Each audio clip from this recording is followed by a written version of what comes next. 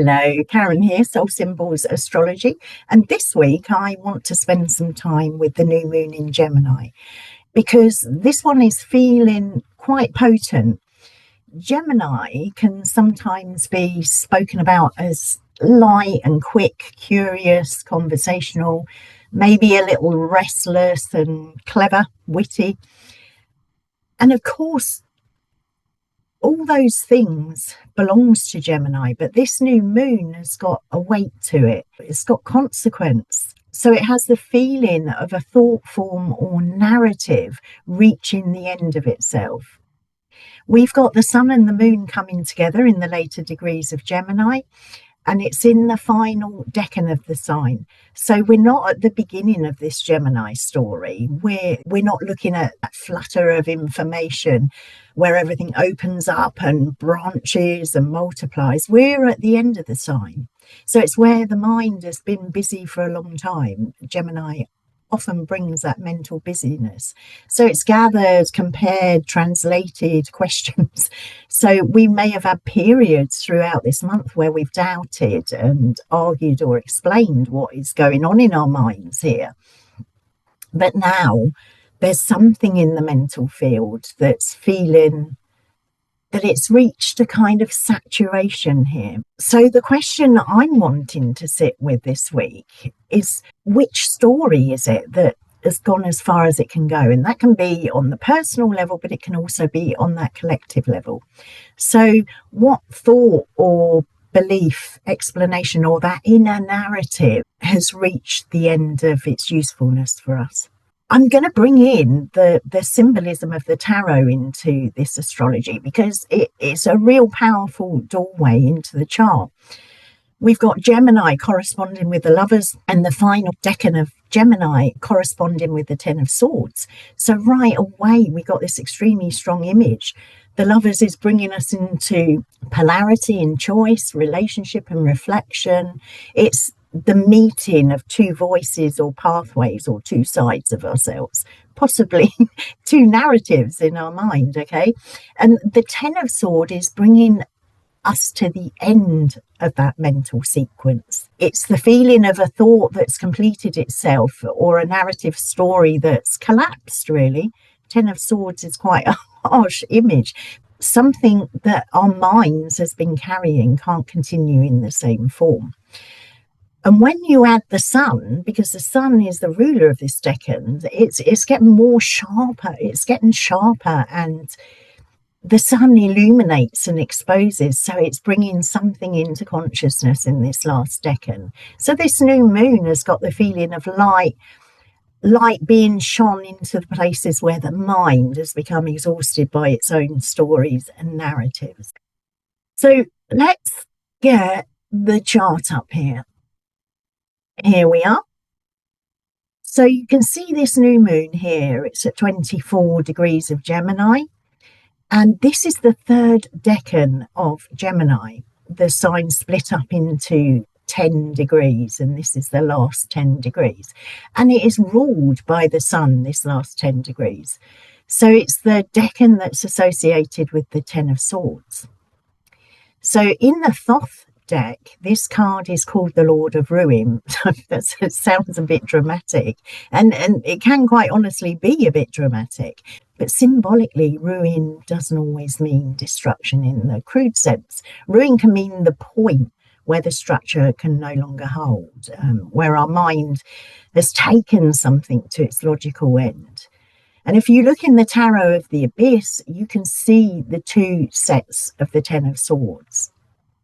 So one is like that Lord of Ruin, but we have this beautiful Ten of Swords, which is the wisdom of that ending. So we may find that wisdom in our narratives, but it is the point where thinking more and analysing, explaining, repeating that same inner argument that you roll around your head is bringing us to collapse. Not us particularly, but our narratives. Let's get you back. Here you are. So there's something really poignant about this new moon for that reason.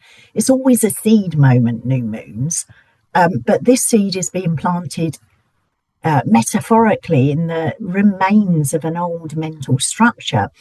So it's that kind of new moon that may not begin with this fresh idea. It might begin with the recognition that an old idea or narrative has come to an end. That's the energetic of it. So that's where the lovers is really interesting, which corresponds with Gemini, because that's often reduced to romance. But at the deeper level, the lovers card is speaking about choice and duality. It's also speaking of union and separation. So it's reflection and discernment. And in Gemini, it's asking which voices we're listening to. It's asking where we're split, where we have that duality. And it can also be where we're living between two versions of reality, and that can be two versions of ourselves. What we're joining ourselves to through our words, through our thoughts and our choices. So with this new moon, the lovers, we could say metaphorically, is meeting with the Ten of Swords. So the choice comes because the old thought form has reached exhaustion, that Ten of Swords. So a decision may need to be made because the mind can't keep everything suspended in endless possibility. Often when we're trying to make a choice, we have too many options and we become paralyzed. So it's this ending of things being suspended in all those options. There's a need for a choice. Something's got to be named here. We need to recognize it and allow things to end. And then, of course, I'm just going to pop up the chart again here. Here we are. And here's the ruler of the new moon. So it's Mercury. And this is in Cancer here, but it's in what's known as aversion. So that means it can't directly witness this new moon. There's no angle here. It's right next to in the next sign. Okay. But it's still a really important feature here. Gemini is ruled by this Mercury. So the new moon is answering to Mercury. Mercury has moved into Cancer, which means the ruler of this airy mental new moon is in a water sign. So the mind is being drawn into memory and feeling. There'll be themes around protection, family, home, belonging, and for sure the body. The moon is about the body as well, as is Cancer. So we can be looking at the private self and the emotional field because it's in an aversion, we might not associate these things, these feelings, this Cancerian energy with that new moon. Mercury in Cancer is the magician, and the magician's swimming, he's going through the water. So this magician in the tarot is the one who's mediating between worlds, just like the myth of Hermes, the psychopomp. So he's the one who's gathering the tools. He's speaking out. He's making the connection between the above and below. So between the invisible and the visible, and also between the idea and the form. So we got the air, the mental, and the form, which is the body. And Cancer is the gateway of spirit into form, into the body. So in a clean Gemini sense, Mercury as the magician can bring those energetics of quick, articulate, clever, fluent, and mental agility here. But Mercury is in Cancer. Here we have it. And Cancer is in aversion to Gemini, as I said. So the magician is there, but he's not standing in plain view. So this is giving the chart a really particular feeling here. That new moon wants language in Gemini, understanding. It needs to be articulated. So there be that need to name what's happening. But Mercury here, the ruler, is in a place the new moon can't easily seen by classical aspect. So we may have to reach for the magician through a less obvious route. Let me get you back here. Here we are. So the magician might not come through cleverness, that mental agility, that cleverness. He might come through our memories or a feeling that keeps returning to us. So through the body's response, our nervous system, and that is more likely going to preempt the mind forming a language for it. Okay, so we need to be focused on that. He could come through an old family pattern or a dream. It may be a private grief for us or our protective instincts. So it can be a tenderness that we can't really put words to right now. Very feeling, the magician is here. So Mercury in Cancer is also in his own Decan. Okay, and in his own bound. So he's strong here. This Mercury has got dignity by Decan and by bound. So while the aversion suggests some difficulty in bringing things together or distance, or maybe that less direct line of communication, Mercury's skilled here. The magician, is in short reach of his tools here. And those tools are going to be watery tools. So what are watery tools? Memory, intuition. It can be our emotional intelligence, definitely symbolic language. So it's that capacity to speak from the feeling rather than around the feeling. So this is the part of the chart that is going to stop the Ten of Swords becoming Lord of Ruin, like dark and dire. It's a very dire card visually. And the Ten of Swords might be showing the collapse of that old mental form, but Mercury in Cancer is suggesting something else can be spoken from a much deeper place. So our minds at the moment have probably reached their limits, but the emotional body has got a knowing in there. That private self has got a knowing. So it's that deeper memory embodied our experiences and memory. It's going to know it's time to tap in. So if that new moon in Gemini is asking us what's ended, what story, what narrative's ended, Mercury in Cancer is asking us what feeling has been waiting underneath that story. Often when we're in our minds and with Mercury, we can be moving in the archetypal landscape of the strategist who's always looking forward, who's always organizing things, who's not kind of quite present. He's in the mind. Okay. And when we're there, often we can't feel what's in our bodies. We can't tap into what that truth is, embodied truth is. So this might emerge over this period. So if we're looking at the tarot correspondence with the Ten of Swords, it's the end of the minor arcana of the swords and it moves on to the Two of Pentacles. And this is good for us here. Two of Pentacles corresponds with Capricorn. So it's foundations, it's foundational. The Ten of Swords in the Thoth is called the Lord of Ruin, and the Two of Pentacles is the Lord of Change. So it's an important movement here.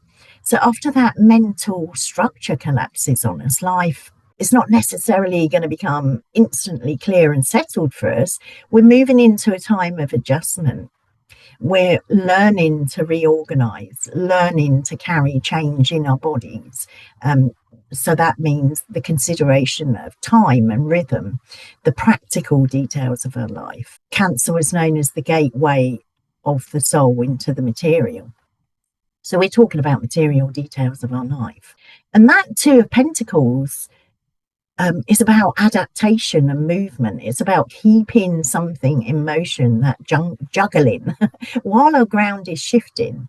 So the fact it corresponds with Capricorn is foundations. It's building on firm foundations. So that Ten of Swords shows the end of the narrative, and the Two of Pentacles is showing the beginning of living differently after that ending. And why am I talking so much about tarot and astrology, a weekly astrology reading? Well, I think it really reflects the chart, which is why I'm bringing it. The symbolism really reflects the astrology. So this new moon is bringing a realization, or we may name something. It may be a recognition that something in the mind has reached the completion. The work after that is change, small changes, maybe practical, but embodied changes. Those kind of changes that gradually teach the nervous system that a new pattern is possible. Now, alongside this new moon, we've also got Uranus in early Gemini. Let's get the chart up here again. Okay, so here's Uranus in the early degrees of Gemini, and it's squaring the nodes of the moon, the nodes of fate. So it's a huge signature of this new moon. It's not next to the new moon, but they're sharing the same sign. So Uranus here at 2 degrees of Gemini is in the first decan of the sign. So this first decan corresponds with the 8 of Swords. So before we even get to the 10 of Swords of the new moon, Uranus is already activating that 8 of Swords territory, and has been doing for some time since it entered Gemini. And the 8 of Swords is just a really powerful image for mental entanglement. Here's the Abyss Tarot depiction of it. So it's the mind caught in its own bindings. It's that place where we're maybe feeling trapped by thought or fear, or by a narrative, or trapped by what we believe we can or cannot do. So it can show the paralysis that comes from too many thoughts or inner prohibitions. It could be the inherited scripts and invisible rules that have been made by us and for us. And Uranus is moving into that space, let's get you back. Yeah, Uranus is moving into that space, so it's like a disruptive intelligence here.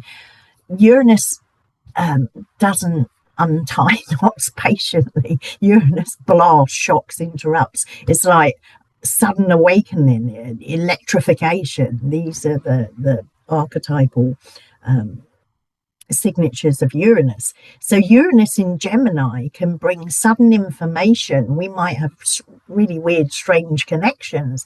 But it can also bring that nervous acceleration and mental breakthroughs, technological disruptions.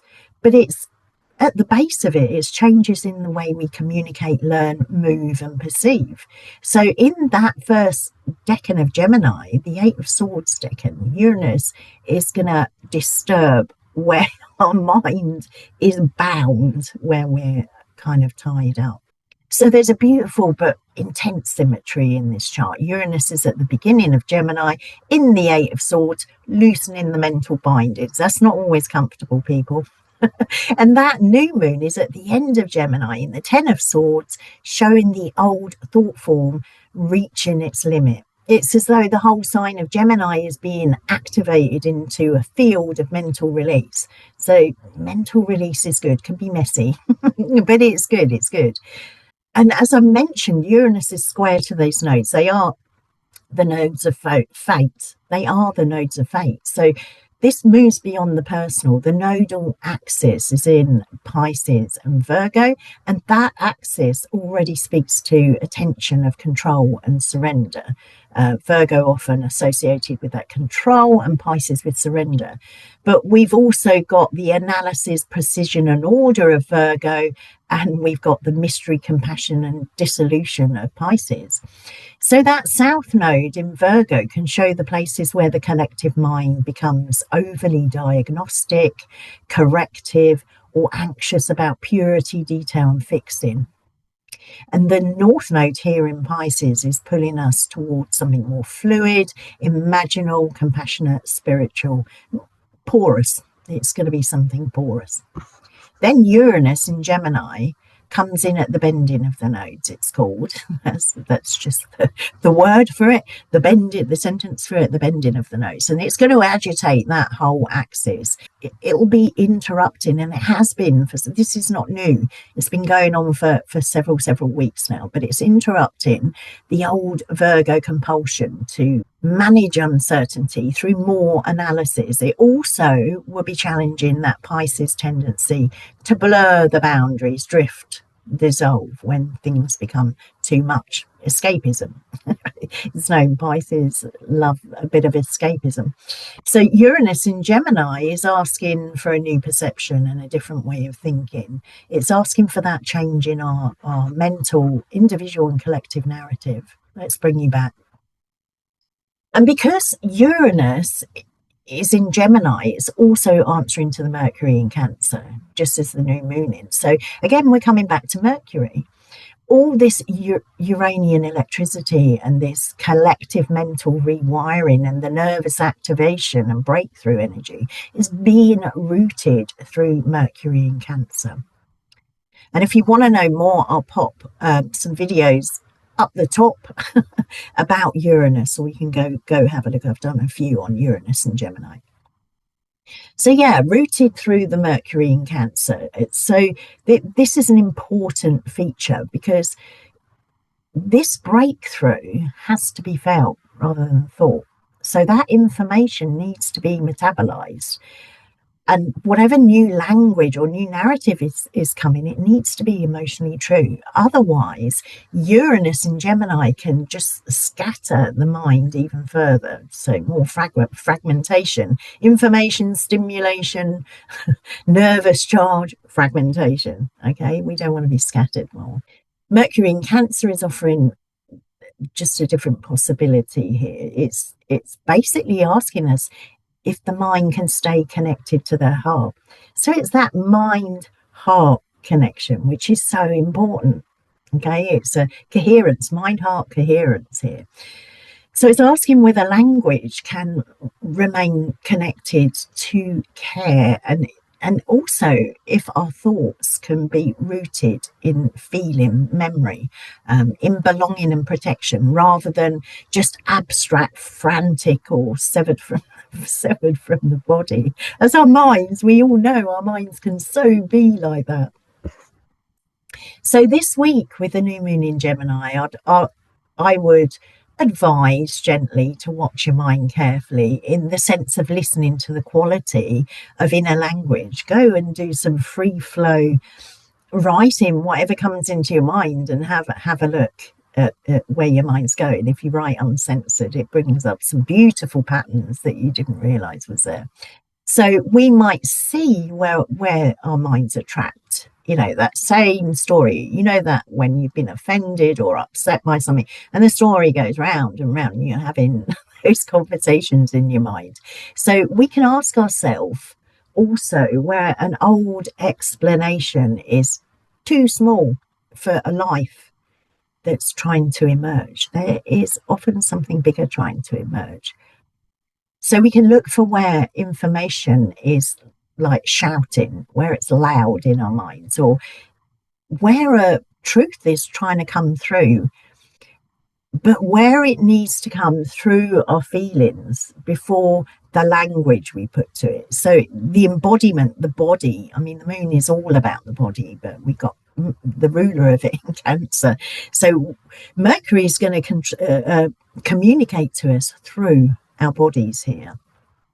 And so this really is that tension and the gift in the chart this week. So we got the Lovers bringing us choice and polarity. The Eight of Swords shows our mental bindings, and Uranus is shaking them up, loosening them.